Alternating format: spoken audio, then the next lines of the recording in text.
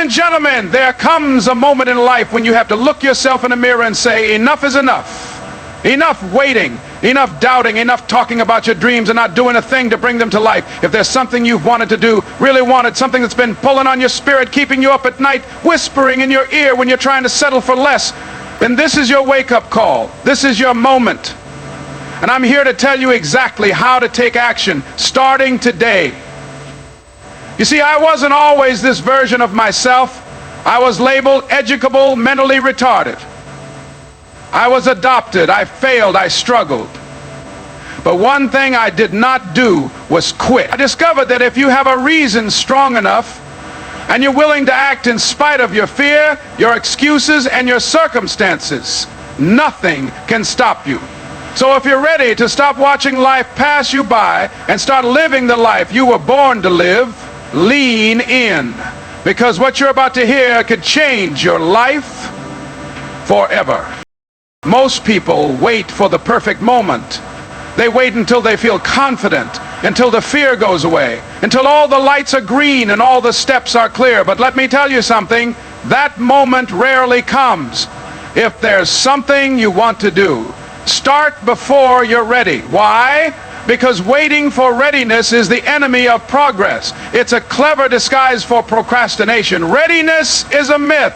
The truth is, most people who've ever achieved anything great were scared out of their minds when they started. But they took the step anyway. When I first stood up to speak, I wasn't ready. My voice trembled, my hands shook, I stumbled over my words. But I had something to say, and I knew deep down that if I waited until I was polished and perfect, I might never do it at all. Starting before you're ready is not about being reckless. It's about being courageous.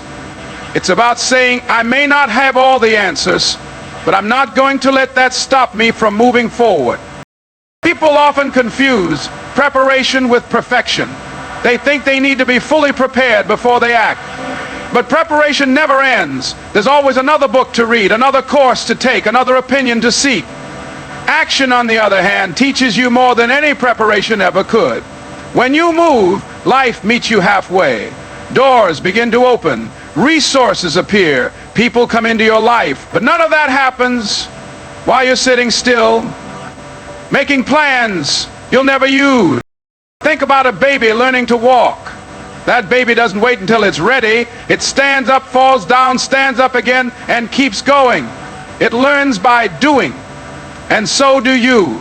Action creates clarity. You won't figure it all out in your head. You won't become confident by waiting. Confidence is built through action, through repetition, through failure. Each step you take chips away at fear and builds your belief in yourself. Every successful person you admire once stood at the edge of uncertainty. They didn't know how it would all work out, but they started anyway. They wrote the first page, made the first call, showed up for the first time. And that one small act led to another. Success isn't one giant leap. It's a series of tiny, uncertain steps taken consistently. If you wait until the fear is gone, you'll be waiting for the rest of your life. Some of you are sitting on dreams because you don't feel ready, but you're more ready than you think. You've survived things you didn't think you could. You've learned lessons from pain, from failure, from rejection. That's not weakness. That's preparation in disguise. Life has already been shaping you. The fire you've walked through is your training ground. Don't discount that. Don't underestimate your ability to figure it out as you go. Taking the first step before you're ready sends a message not just to the world, but to yourself. It tells your mind, I'm serious. I'm not just dreaming anymore. I'm doing.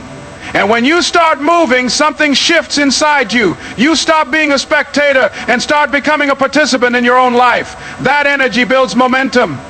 Momentum creates progress, and progress builds purpose. You don't need a full blueprint to begin. You just need the courage to take the next step. Everything begins in the mind. Your life, your results, your actions, all of it starts with your thoughts. If your mind is filled with doubt, fear, and negativity, then that will shape the choices you make, the opportunities you see, and the limits you place on yourself. But if you can learn to discipline your mind, to guard it and guide it, you'll find that it becomes your most powerful ally in creating the life you want. This is not about toxic positivity or pretending things are easy. It's about taking control of what you allow to dominate your mental space. Most people wake up and immediately go into reaction mode. They check their phones, scroll through social media, absorb the news, and allow the outside world to dictate how they feel. That's not discipline. That's surrender. A disciplined mind doesn't wake up and hand over control. It wakes up with intention. It chooses its focus.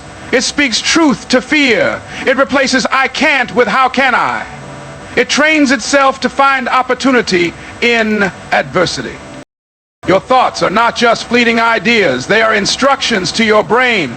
When you constantly tell yourself, I'm not good enough, your mind starts looking for evidence to prove it. It filters your experiences through that lens. But when you start saying, I have what it takes, I'm figuring it out, I can grow through this, your mind shifts. It starts finding reasons to support that belief. That's not magic. That's how the brain works. But it doesn't happen automatically. You have to train it. Just like a muscle, your mind needs daily workouts if it's going to serve you under pressure. Discipline means paying attention to your internal dialogue. What are you saying to yourself when no one's watching? When things go wrong, when you fail, when you fall behind? Do you beat yourself up or do you coach yourself through it? Most people have an inner critic that speaks louder than their inner coach. But the critic doesn't create progress. It creates paralysis. If you want to grow, you have to learn to turn the volume down on self-doubt and turn up the voice of resilience. One way to discipline your mind is through repetition and reinforcement. Speak your goals out loud every morning. Write down what you're grateful for. Visualize yourself succeeding. These are not cheesy self-help tactics. They are scientifically proven methods to rewire the brain. Athletes do it. CEOs do it. Top performers in every field understand that mental discipline is just as important as skill, talent, or knowledge. Your ability to win starts with your ability to think like a winner. It also means being careful about what you consume. If your environment is filled with negative people, toxic conversations, and distractions that keep you small, it's going to be a struggle to stay focused.